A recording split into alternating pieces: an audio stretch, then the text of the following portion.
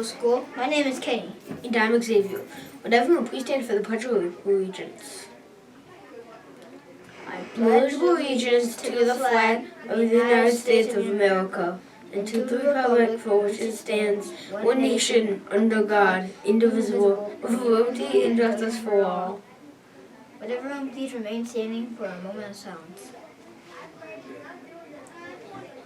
Good morning, Colonel. Would everyone please raise the right hand and repeat the bulk pledge with us? I promise to be accepting, responsible, and kind. Everyone can now be seated. Let's go over to Weather Center. What's going on outside? Here's today's weather. Now back to the studio. It's now time for our morning announcements. Here's today's lunch menu.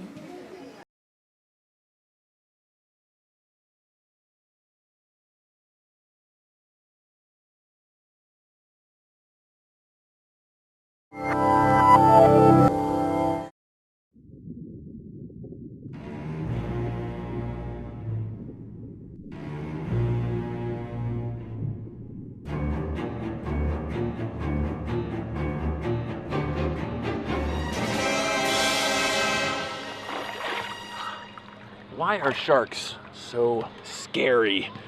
Bloodthirsty beasts just waiting out there in the waves to feast on human flesh. If only we could get rid of these guys, our vacations would be so much safer. Nothing to worry about while we're surfing and frolicking out there in the ocean. Except that's not the case. We don't have anything to fear from sharks in the ocean, no more than I have to fear in this swimming pool. Really, it's sharks who should be scared of us.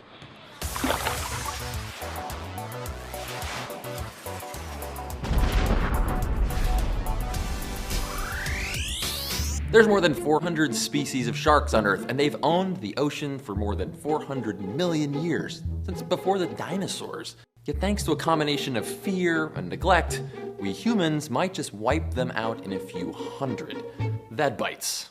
But why do we even care about sharks? You might think a few less sharp teeth in the sea would make for a better world, but that's not true. Let's imagine just for a minute what would happen if we let that fear and neglect win. If we ignore what scientists and nature are telling us. What if there were no sharks?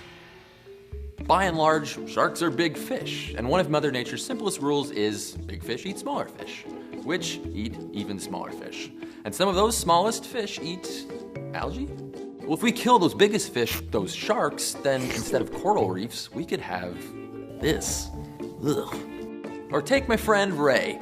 Ray likes to eat scallops, and this shark likes to eat Ray and his friends. So no shark, and it's an all-you-can-eat scallop Ray buffet.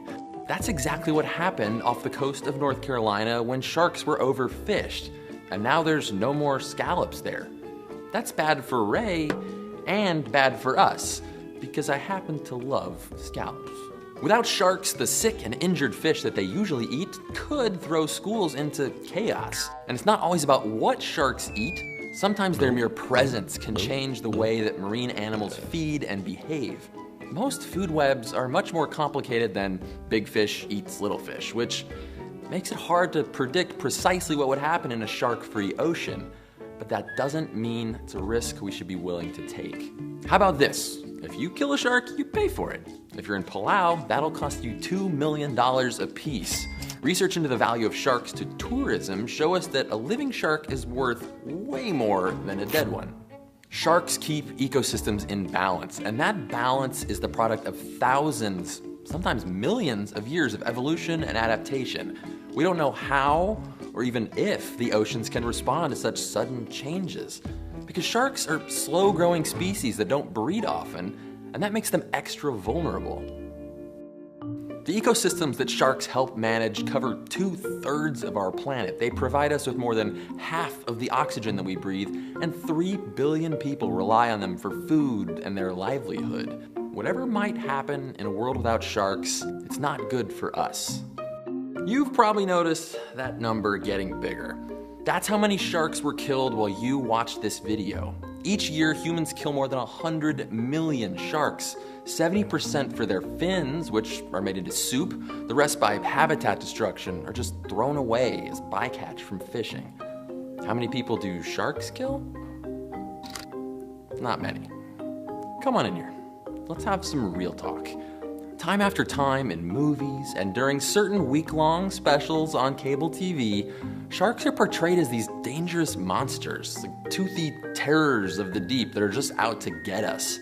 But if movies have taught us anything, it's that the scariest monsters are the ones that we don't see, the ones that remain mysterious. All this week, a bunch of our favorite YouTube channels have teamed up to bring you awesome shark science, so go check them out.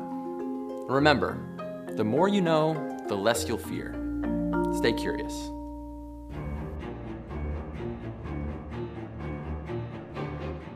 That's all for our program today. Thanks for listening. Thanks, everyone. Have a great day. Bye.